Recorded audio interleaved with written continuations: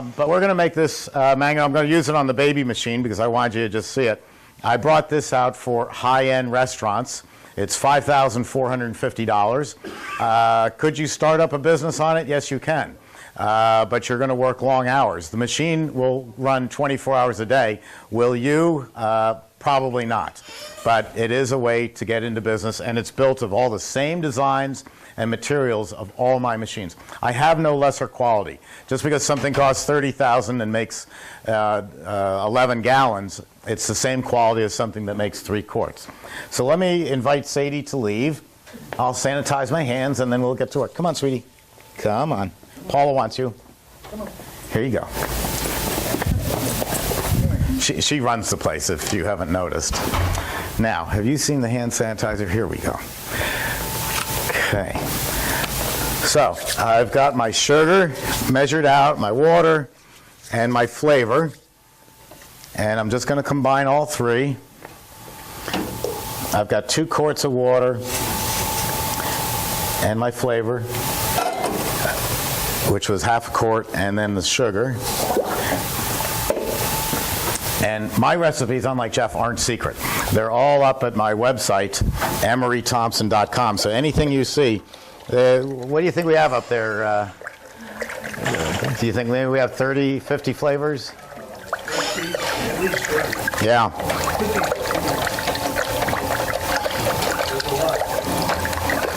That's Ken Putt, by the way. He's our IT man. And none of this would run without him. His wife is the money honey. She's our bookkeeper. So we're a very family-oriented business. I'm the sister of the bookkeeper. Oh, yes. You're the sister of the bookkeeper. I forgot. Yeah. The whole place is very incestuous. Okay, so I'm going to pour this in. So you're making mango? I'm making mango. Are the recipes according to the size of the machine? I'm sorry, say it again? Are the recipes on the line there, are they according to the size of the machine? Yeah, the question was, are the recipes at the website according to the size of the machine? Yes, they are. So all you have to do is translate them up or down. If you've got a 6-quart recipe for this one, just double it for this. And if you've got a 24-quart machine, just double it again. And the same way, just go half. So we've got that in. This is an air-cooled machine. We're going to turn on the beater and turn on the refrigeration. And we'll let that go. I was going to make watermelon, but I changed my mind, so I've got some watermelon chunks, and as long as I have them and I don't want Sadie to eat them all, I'll put some of them into the machine in a little bit. Now, this product, when it comes out, again, remember I said when you're in the Italian ice business, you are very weather dependent. You look forward and say, what's the weather going to be this weekend? Well, we know it's going to be bright and sunny, so we're going to make a lot of mango Italian ice. If the weather forecast is it's going to be rainy, there's going to be a monsoon, you don't make as much product. If at 2 o'clock Saturday afternoon the sun comes out and you need mango Italian ice, the beauty of ices over ice cream is you can go right back to the machine and you can make the product right away and have it ready to serve. So I can pull it out of the machine one of 2 ways. I can pull it out so that I can keep production going fast, a little bit on the soft side, and let it firm up in the freezer. Or if the front office says, I need this in 20 minutes, I can pull it stiffer and bring it out to them and have a product ready to go. Italian ice does not age. It doesn't get more intense with time. It doesn't change in any way whatsoever. It's a very inexpensive product to get into. Your main ingredient is water. Your second ingredient is sugar, and then a source of flavor. You only need the white freezer that Jeff talks about, the Sears or Home Depot freezer, to store this product in. So it's a really great business to get into. At my website, emerythompson.com, there's a lot more. There's 53 videos. A lot of them are Italian ice, and there's about 45 hours of Jeff and me doing our dog and pony show here. And, well, we got the dog. We don't have the pony. So you can gain a lot of information about Italian ice right there. And this formula will be up there in a few days too. So it's an easy business to get into. It's extremely profitable. I tell the story that when I moved the factory from the Bronx, New York, 9 years ago, 100-year-old business located in the South Bronx. The building was 40,000 square feet of worthless because it was a murder-a-week neighborhood and nobody wanted it. I got lucky and sold it to the New York Yankees to become a parking garage. And my accountant told me, you can't move a 100-year-old business. It can't be done. Well, the unions were absolutely killing us, so there was no choice. Well, bottom line, since we got down here, our business has been increasing about 37 to 45% every single year since we got here. But when I crossed the George Washington Bridge, it was Paul and me and Sadie, and we really had some hesitancy about were we going to be able to get the business up and running again, or were all the naysayers correct? And I turned to Paula and I said, if we can't get Emery Thompson back up in manufacturing, we can at least take a couple of our machines and go into the Italian ice business, and we'll make a fortune. And I believed it then, and I believe it today. It's a wonderful way to make money. Years ago, during the '87 stock market crash, I was in a limo at 4:30 in the morning going to LaGuardia Airport, and I could see the driver. He couldn't see me, and I saw he was my age, and he was a stockbroker, and he was out of work. He'd lost his job, so he's driving a limo at 4:30 in the morning. My first thought was, hey, great for him. Instead of sitting around crying over his situation, he's out doing something. And we got talking about Italian ice. And I said, well, where would you like to live if you had all the choice in the world? He said, I'd live in Charlotte, North Carolina. I said, great. I get out of the car. He sees we're the same age. And he goes, would you take your advice about going into the Italian ice business? And I said, you're damn straight I would. Because one major thing. You go to Charlotte, North Carolina, it's not such a sexy business that they're going to invite you to join the Charlotte Country Club, but I can guarantee you in 5 years you can buy the place. And I firmly believe that. When you're dealing with a product that is such a low cost, it's so easy to make money on. Now, a lot of my customers are buying from Little Jimmy up in Elizabeth, New Jersey, or Via Veneto, or Rosati out of Philadelphia, all these different companies. And the problem with them, their ice is okay. I make a much better ice. I'm using fresher products. They're using extracts. But the main thing is, you pay for the ice, maybe $25 a 3-gallon tub. Then you have to ship it down here on a refrigerated truck. Well, the reefer company, or the refrigerated truck, is shipping your ice and Publix's green beans. Well, if the driver knows that if he turns the reefer off for an hour or two to save on diesel, nothing's going to happen to the green beans. Big deal. They melt a little, they freeze again. Who's going to notice? But your product, the ice starts to sink to the bottom of the can. It starts going bad right there. When you get it, you have from here to the wall pallets of minimum order of Italian ice, and you can't possibly buy enough freezers like Jeff's talking about. You couldn't have enough electricity or room. You have to rent freezer space in your town just to take this minimum order. So now that $25 tub with the shipping and with the storage is up around $65. I can make that same product using fresh frozen fruit. I can make a better product using fresh frozen fruit for about $3.25, maybe $4 at the absolute outside. $4 compared to $65. Now, the $65 is actually an incentive because it's going to make you another $150. The markups are unbelievable. But when you compare a $65 tub versus a $3.50 tub, how can you possibly buy your product when you could make your own? So that said, I've now come up with another way for you to make money.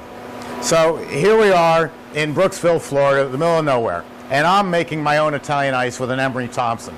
Well, someone over in Spring Hill says, boy, I wish I could make my own ice, but I don't have the money for a machine. I'm going to have to buy from Little Jimmy up in New Jersey. And then someone over in Crystal River up the road, same thing. I'm going to have to buy from Little Jimmy. Well, instead of them buying from Little Jimmy, and instead of you taking the attitude. Remember I said ego is the hardest thing to get rid of. Instead of you taking the ego of, I'm the king of Italian ice and I've got the best, I'm the king of Italian ice and I can sell it to other people and make more money. So I'm going to sell to the guy in Spring Hill. He's not in Brooksville. And I'm going to sell to the guy in Crystal River. He's not in Brooksville. And so now I've got a couple more outlets for my ice. They're buying it for $30 a tub, half of what it would cost them to get it in. They're excited. I'm making $27 in profit, and I've got a great little wholesale business. Take it one step even further. The Ice is King of Corona over by LaGuardia Airport. Been there for 100 years. Famous old place. He hires little old Italian old grandmothers to work the counter. So they don't speak English, and you pay your $1.50, and if you try to shortchange them, boy, the English comes out real fast. They are tough, but it's part of his signature store. And he doesn't have a wholesale license. He doesn't need a wholesale license because wholesale means that I deliver from here to there, and I have to have a special license. I have to buy a truck. I have to buy refrigerated space. What a pain in the neck. If I say to you, okay, I'm in Brooksville and you're 2 miles away in Spring Hill, you drive over to me and pick up your 5 or 8 or 10 tubs of ice, and you drive it back, that's retail. I just sold him a retail product even though I gave him a good price on it. So I'm not even in the wholesale business, and yet I'm serving all these other people. And if one guy comes along and says, gee, this looks really great, I think I'll open up a block and a half from you. How much is your ice? I'm sorry, I'm not selling you. You go down to Mazurki town and set up a business. I'm not competing with myself in my own town. So you're selling to your competition, you're controlling the market, and you're doing it all with just one machine. And you thought you were just going to sell a push cart. Well, there's a lot of other people who just want to sell with a push cart, and you can help them just because of shipping costs. Let me see how this is doing. That looks pretty good.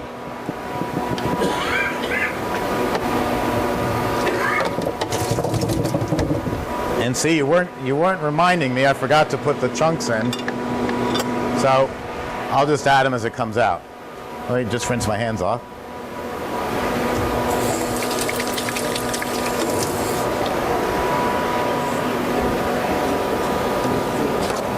This is the easiest way to make money, is selling Italian ice. And if I could, Donald Trump and I have something in common, and it sure isn't money. He has a 24-hour day to accomplish everything that he has to do, and that's all God gave me was 24 hours a day. If I could stretch it to 28 hours a day, I'd be in the Italian ice business in a second. But I'm too busy doing what I do. But it's just a fabulous way to make money. Oh, one other quick thing. Do I need to filter the water? I'm glad I asked the question. It's a great question. I'm in Brooksville. We don't have tourists here in Brooksville. You're the only tourist we've seen in a year. So the people in Brooksville, the water here is horrible. It's liquid rock. It just couldn't get any worse. It will rot out a dishwasher in 3 years. 1 day after the warranty. It's terrible water. But the people who grew up here grew up with it. They know that that's the water. They drink it. They think it's great. They don't know it's bad. They grew up with it. It's like the movie star says, oh yeah, I was in Brooklyn sitting on the stoop. I didn't know I was poor. So the water is terrible. So make it with the local water, because that's what everybody's used to. You don't have to do anything to it. Now, I go down to Palm Beach, and everybody there is from New York or Chicago, and the water in New York, it's the one thing we do right. We have great water. We have a filtration system. It's a wire net up in the Catskills that catches the dead bodies and the tires, and we have just beautiful flavored water. So you've got to clean up the Miami or Palm Beach water in order for it to taste like New York or Chicago. And you can do that with a Culligan water system. There's nothing to it. So you look at your market and say, where am I selling? And that determines whether or not you have to clean up the water. So again, like Jeff's product, I'm just checking for the consistency. I like this. I'm going to turn off that. And as this comes out, I'm going to just shake in some pieces of, I don't know if watermelon's going to go with mango. We'll find out. Jeff, this could be another one of my crazy concoctions. So instead of getting it out of the machine really fast, I'm just going to throw in watermelon. And then I close up the gate and go on to my next flavor. Watermelon itself, watermelon, cantaloupe, they have no flavor. If you take watermelon and squeeze it, all you get is water. So when you make a watermelon Italian ice, you usually have to bolster it with an extract. Any chef will tell you that if you're making a cantaloupe product, cantaloupe ice cream is pretty hard. Have you made that, Jeff? Cantaloupe ice cream is hard because cantaloupes just don't have any flavor. Peaches too, yeah. And so that's the little baby machine. 5,450, it's 220 volt. Next month it'll be out in 115 volt. So if you've got the 20 room mansion or just dying for a $5,450 machine for your kitchen, there it is. Yes? That little machine, you're able to vary the speed of the dasher? The question is the infinite overrun control on this machine? No.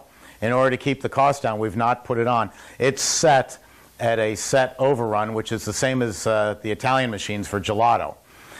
So it's going to make a heavy ice cream up to a medium. There is latitude in the way you run it.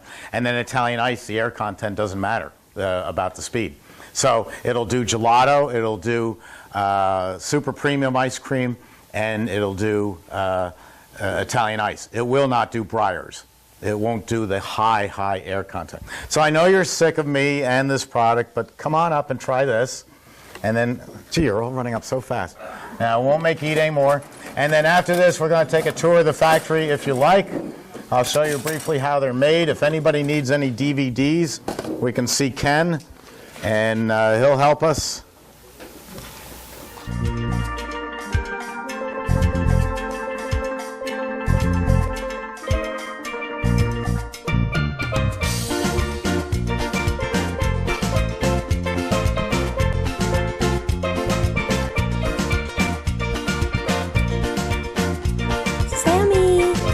Come here, girl.